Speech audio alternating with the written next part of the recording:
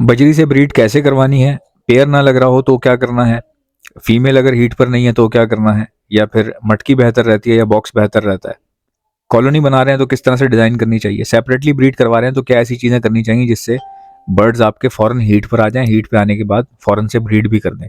तमाम बातें डिस्कस करूंगा, इससे आपको हेल्प मिलेगी ब्रीडिंग करवाने में और बच्चों को सर्वाइव करवाने में और साथ ही साथ अच्छी ग्रोथ देने में। बहुत सारे लोग परेशान हैं कि फ़ायदा नहीं होता, उनकी वजह उसकी वजह क्या होती है फ़ायदा ना होने की। बॉक्स या मटकी जो है वो गीली हो जाती है, मटकी खास करके गीली हो जाती है, बच्चे ख़राब हो जाते हैं। कई बार पेरेंट्स सही से फीड नहीं करवाते बच्चों को, कई बार पेरेंट्स जो है वो हीट पर आ जाते हैं बहुत ज़्यादा बच्चों के होते हुए, तो बच्चों को ही मार देते हैं।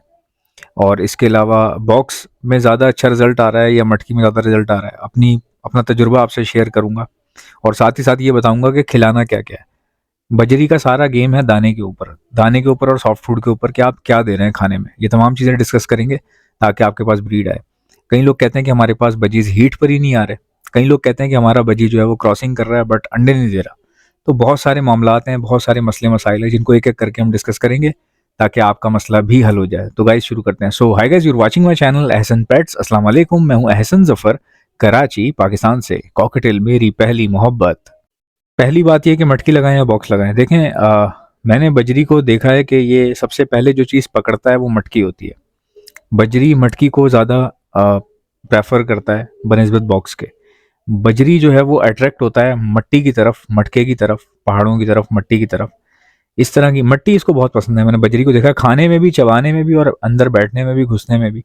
तो मैंने बॉक्स लगाए हुए थे कुछ पेयर के, बट वो बॉक्स में जा ही नहीं रहे थे। तकरीबन 2-3 महीने हो गए थे मेरे पास, फिर मैंने तंग आके मटकी लगाई तो फ़ौरन ब्रीड आ गई मेरे पास। तो ये मेरा अपना तजुर्बा है। बाकी आपका क्या है वो तो आप ही बता सकते हैं, या किसी और का क्या है वो तो वही बताएगा।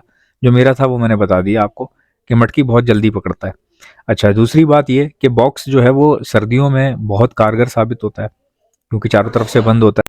एक और सवाल ये है कि कई लोग कहते हैं कि यार हमारे पास बच्चे 6-7 निकलते हैं लेकिन बचते सिर्फ 1-2 ही हैं, वो भी बड़ी ख़राब हालत में बचते हैं, बाकी सारे मर जाते हैं। उसकी वजह क्या होती है मैं आपको बताता हूँ। उसकी वजह ये होती है कि या तो मटकी में जगह कम है, ठीक है, मटकी छोटी भी लगा देते हैं लोग, वो भी गलत है। लवबर्ड वाली मटकी लगाते हैं जो जावा में लगती है, बड़ी वाली।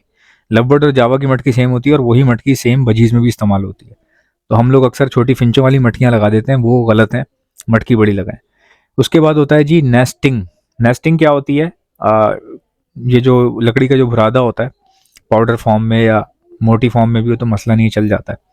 ये हम नहीं डालते, या डालते हैं तो बजरी बाहर फेंक देता है इसको। तो अब मैं आपको तरीका बता रहा हूँ कि आपने बच्चों को बचाना कैसे, बच्चे जो ख़राब हो जाते हैं। जब आपके पास बच्चे ड्रॉपिंग करना शुरू करें और आपको लगे कि ड्रॉपिंग सूख नहीं रही है जल्दी, तो फिर आप क्या किया करें, उसका जो आपके पास बुरादा होता है लकड़ी का, उसका पाउडर बना के, पीस के उसको पाउडर बना के, उसका छिड़का, बच्चे निकाल के, पहले बच्चे बाहर निकाल लें मटकी से, पहले बच्चे बाहर निकाल लें और फिर उस मटकी के अंदर जो है स्प्रिंकल कर दें, यानी कि पाउडर जो है वो गिरा दें उसका, लकड़ी के बुरादे का, ताकि जो जितनी भी जो नमी है वो पाउडर जो है वो चूस लेता है अपने अंदर और मटकी साफ़ हो जाती है। फिर आप बच्चों को रख दें वापस। अच्छा, फिर कुछ दिनों बाद फिर ड्रॉपिंग करेंगे तो ड्रॉपिंग ज़्यादा हो जाएगी, बुरादा कम पड़ जाएगा। फिर आप बच्चों को बाहर निकालें, मटकी साफ़ करें, दोबारा बुरादा डाल के बच्चों को वापस रख दें। टाइमली करना है ये, लेट होंगे तो बच्चे आपके ख़राब हो जाएंगे। ये बात बिल्कुल सही है। अगर बर्ड हीट पर नहीं आ रहा, खास करके मेल, क्योंकि फीमेल्स तो मसला नहीं होता, फीमेल को हीट पे लाना नहीं होता, फीमेल खुद आ जाती है, अनटिल एंड अनलेस बड़ी होनी चाहिए उम्र में। मेल अगर ना आ रहा हो तो वो एक मसला है। मेल को हीट पर लाने के लिए क्या करना पड़ता है, उसको आप एक अलग पिंजरे में डाल दें जो कि बहुत ही बड़ा हो, और उसके अंदर फीमेल नहीं छोड़नी है आपने, सिर्फ उसी मेल को अकेला छोड़ देना है और उसको गर्म खुराक देनी है, यानी कि ऐसी खुराक जिससे वो हीट पर आ सके। हीट पर लाने के लिए हमारे पास एक बहुत ही ज़बरदस्त ऑर्गेनिक फीड है जो कि हैंड फीड भी है, उससे आप हैंड फीड भी करवा सकते हैं और वो हीट पर भी लाने में इस्तेमाल होती है, बच्चों की अच्छी ग्रोथ के लिए इस्तेमाल होती है। करना क्या है, या तो बच्चों को हैंड फीड करवा दें, हैंड फीड नहीं करवा रहे तो जो बड़ों को आप सॉफ्ट फूड दे रहे हैं उसके ऊपर छिड़क कर दे दें। और जब आप ये इस्तेमाल करेंगे ना, आप मुझे बताइएगा कि आपने क्या नोट किया, आपने क्या चीज़ अलग से नोट की। फास्टेस्ट ग्रोथ है क्योंकि इसमें एक्स्ट्रा प्रोटीन डला हुआ है। मैंने इतना प्रोटीन डाला है इसके अंदर कि आप सोच भी नहीं सकते। बेसिकली बनाई मैंने अपने घर के लिए थी और मैं पिछले तकरीबन 4 साल से इस्तेमाल कर रहा हूँ और 2 साल हो गए हैं सप्लाई करते हुए। 4 साल से मैं इस्तेमाल कर रहा हूँ, 4-5 साल से, और 2 साल हो गए हैं इसको सप्लाई करते हुए, माशाल्लाह अच्छी जा रही है। तो हमने प्रोडक्ट ऐसा बनाया था कि वो सिर्फ हैंड फीड ना हो, hand feed plus breeding booster plus soft food booster भी हो, यानी कि 3 in 1 यूज़ हो। सॉफ्ट फूड बूस्टर भी है, ब्रीडिंग बूस्टर भी है और हैंड फीड भी है, तीनों 3 in 1 है। ये आपकी मर्जी है, हैंड फीड करवाना चाहें तो वो भी करवा सकते हैं।